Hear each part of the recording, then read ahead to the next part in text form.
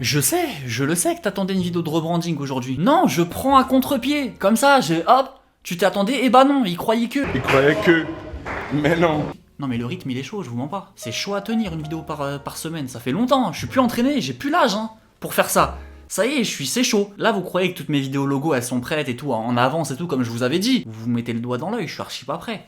Je suis sur un fil là, toutes les semaines je suis sur un fil. Là tout tient là, je vous le dis, dans ce calepin. Voilà les pages qui sont derrière, il y a quelques petits croquis qui sont dessinés, mais il y a aucune vidéo qui est en MP4 sur mon ordi. D'ailleurs j'en ai vu quelques-uns, bon j'ai pas retrouvé tous les coms, je vous en affiche, à vouloir que je fasse le logo de TF1.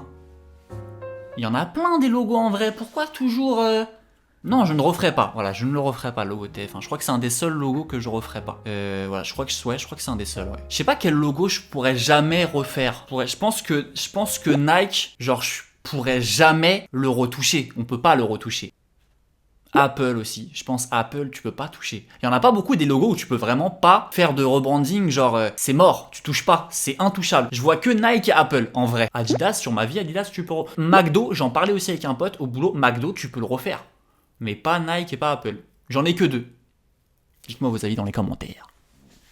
Ça c'est les trucs de youtubeurs. Non mais ouais, je parle des commentaires, mais Facebook, la force, vraie force sur Facebook. Bon, à l'ancienne, je faisais des 10 000 likes sur mes vidéos de logo quand j'étais fame, mais là, j'ai l'impression que j'ai retrouvé un peu mon public d'antan. Chambé, je suis content. Moi, quand je vous ai sorti ce logo-là, je me suis dit, ça va être trop simple et tout, un peu de sérieux. Vraiment, je tiens à vous remercier de ouf pour le logo de Facebook. Et aujourd'hui, on va parler de plein de logos, on va en parler de 10 parce que c'est l'épisode 2, on en avait déjà fait un il y a 1 an. Est-ce que ces logos qui ont changé sont vraiment mieux qu'avant? Donc voilà, on va voir les rebrandings des 2 dernières années max. Et on va se dire si finalement le nouveau logo il est vraiment mieux que l'ancien. On va débattre et surtout là vraiment dans les coms dites-moi si vous êtes d'accord avec moi ou non. Vous faites votre liste 1, 2, 3, 4, 5, 6, 7, 8, 9, 10. Alors logo de BM, en vrai les logos de voiture c'est spé parce que sur la voiture ça va rester celui de gauche évidemment. Il va pas être en 2D comme ça. On n'est pas dans un monde de science-fiction. Est-ce que le cercle qui prend BMW est transparent? Ça je ne sais pas. Ah voilà, il est transparent. Là on voit sur cette pub là qu'en fait le BMW il est transparent. Donc si on est sur du blanc, on est emmerdé. Je trouve que ça fait actuel et je trouve que ça aère un peu la marque. Avant ça faisait un peu sombre, un peu triste. Et là je trouve ça plus cool. Nissan, pareil. On reste sur les voitures.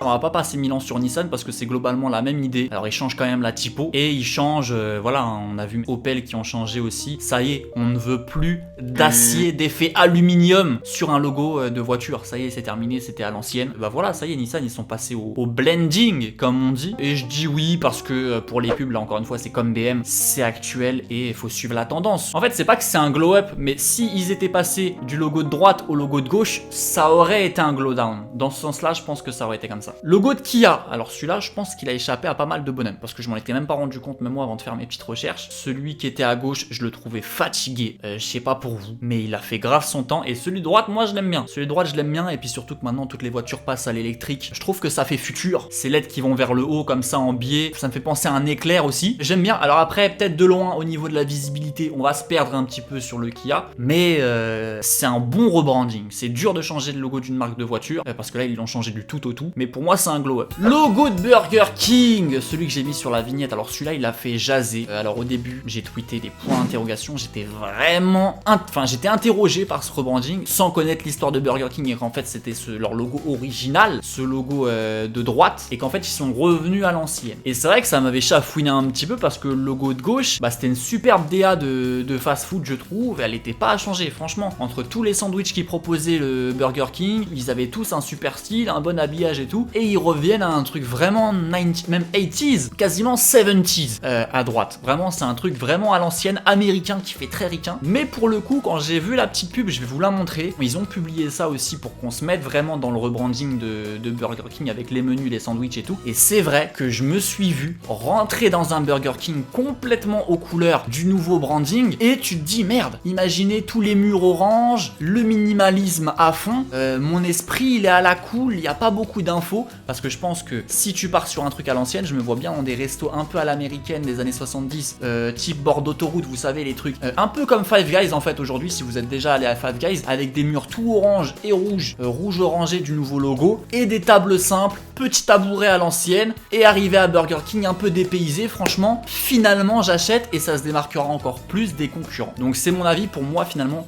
je retourne sur mon jugement, c'est un glow up. Alors Google Maps, je préfère le nouveau, déjà parce qu'ils ont pris les vraies couleurs de Google. Avant ils avaient mis un bleu bizarre, un gris qui avait rien à voir. Là ils ont mis les couleurs du logo Google, donc ils restent dans leur écosystème. Ils ont gardé leur petite épingle, parce que ça suffit. En vrai, il n'y a pas besoin de rajouter une rue jaune, une rue blanche, un G. Tranquille, on garde ça et on sait qu'on est sur Google Maps. En plus les couleurs rappellent direct Google, on est bon. Le logo de Bing. Alors Bing, navigateur qui m'énerve Bing. Hein. Franchement Bing. Dès lors où t'as Bing qui arrive à la place de Google Chrome quand tu lances Internet, c'est que ton ordi en général il est pas, voilà, il est fatigué, il commence à plus trop avoir la forme. Moi je préfère l'ancien. Pour moi c'est un glow down parce que voilà, ce motif à chaque virage un peu 3D, pour moi il est vu et revu. Enfin voilà, c'est un peu type Firefox. On l'a déjà vu, ce type de dégradé limite faux 3D. Et moi je préférais l'ancien, je le trouvais plus singulier, le B. Je pense que pas mal d'entre vous vont préférer le nouveau, mais l'ancien il était cool et moi je me serais surtout attardé à changer la typo du Bing que je trouve un peu chiante. C'est une typo type myriade et je l'aurais changé. Donc pour moi c'est un glow down le nouveau. Adobe, alors là c'est assez anecdotique. C'est la même typo, on dirait pas mais c'est la même typo, elle est juste en condensed. Au début je m'étais dit que c'était un glow down, mais je pense que le logo de droite est bien sympa pour l'intégrer à des sortes de coffrets, des sortes de produits dérivés qu'on mettrait en haut à gauche, un peu comme les biscuits Lu. Vous savez que voilà, qui a un fond rouge qu'on puisse intégrer en haut à gauche d'un packaging qui est assez identifiable rapidement. Et je pense que ce logo Adobe, il est bien impactant rapide dans cette petite pommette rouge. Ça reste encore assez anecdotique. Ils n'ont pas changé le A de Adobe, donc voilà, pour moi c'est un glow up parce que tu peux l'intégrer à plusieurs surfaces plus facilement. Le logo de Badoo, application de rencontre, je crois, glow up de ouf parce qu'ils ont uniformisé, alors c'est la même typo il me semble, oui c'est exactement la même, sauf qu'ils ont mis une couleur plus tendance. J'aime bien ce violet et ils ont aligné le cœur, donc déjà ils ont rajouté un sourire dans le cœur et même le cœur il est plus sympa, il ressemble au cœur des palmiers là, les petits palmiers qui se mangent, il est plus cool. Et ils ont rajouté un sourire à l'intérieur, donc ça fait partie de leur nouveau branding. Et ils ont pris soin, quand je regarde bien, d'aligner les bas de casse. Alors ce qu'on appelle les bas de casse, c'est voilà, c'est le contraire des capitales, c'est lettres en minuscules avec la hauteur du cœur, ce qu'ils n'avaient pas fait au logo d'avant. Donc moi je valide le petit détail. Donc pour moi c'est un glow up. On continue avec le 9e, déjà l'avant-dernier logo TripAdvisor. Alors il y a beaucoup de logos qui se sont mis à ce style de typo bien plus grasse pour une meilleure visibilité. Alors on peut dire qu'il y a plein de logos qui se ressemblent. Pour moi c'est quand même une meilleure décision par rapport à l'ancien. Je sais pas s'il aurait fallu rajouter plus de couleurs, si le TripAdvisor, le Advisor, il aurait fallu aussi le mettre en vert d'eau, mais c'est très lisible comme ça aussi et c'est un bon glow up pour moi. Il y avait un petit peu trop de détails certainement sur le hibou de gauche, mais ils l'ont gardé tel quel. Ils ont juste graissé un petit peu les contours et enlevé la couleur dans les yeux. Moi je l'aime bien ce nouveau logo, c'est un glow up. Globalement il y a pas mal de glow up. Et le dernier c'est festic.net, donc c'est un site de vente de billets pour les concerts. On espère qu'on verra des concerts en 2021, on espère. Vous voyez les petites subtilités dans les logos qui font penser à la billetterie, au ticket. Dans le premier c'est le S qui se détache en mode ticket, et dans le cas du logo actuel il y a un espèce de petit timbre. C'est quand on arrache le ticket ça fait ça et du coup bah, le bout du K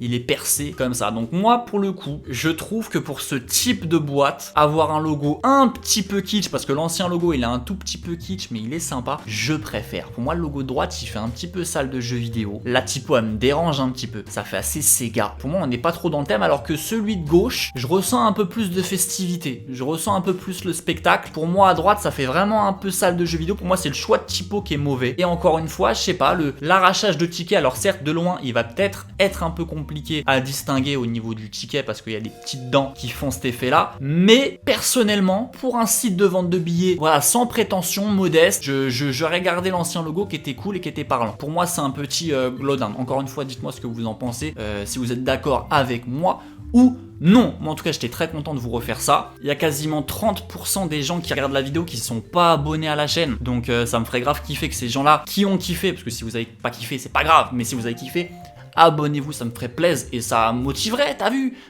pour vous faire des vidéos encore toutes les semaines. Je vais essayer de garder le cap, je vous avoue les copains, c'est pas facile du tout parce que je travaille à côté, c'est un taf qui me prend de l'énergie, je prends du plaisir dans mon taf, vous le savez, mais ça me prend de l'énergie, du temps, mais je vous oublie pas. Et ces vidéos là, je les fais pas parce que c'est un devoir, genre faut que je la fasse et tout, je la fais parce que ça me fait kiffer et c'est vos retours aussi qui me font kiffer. Moi quand je livre tous vos commentaires et tout, bah c'est ça qui me donne envie de continuer. Vos conseils, vos critiques, je les prends à cœur de ouf. Et je continue, j'essaye de m'améliorer parce qu'on s'améliore tout le temps. C'est pas parce que ça fait 6 ans que je fais ça qu'on s'améliore plus. Voilà, c'est tout. Donc bref, c'était votre petit gars Clémo. Je vous dis à la prochaine, passez un bon week-end. D'ici là, ne vous arrêtez jamais de créer. Et je vous dis Shoot!